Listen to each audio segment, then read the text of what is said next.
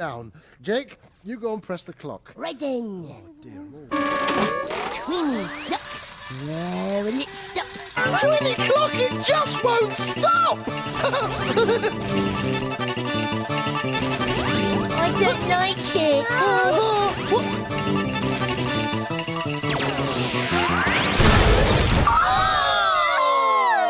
Cool! Is it broke?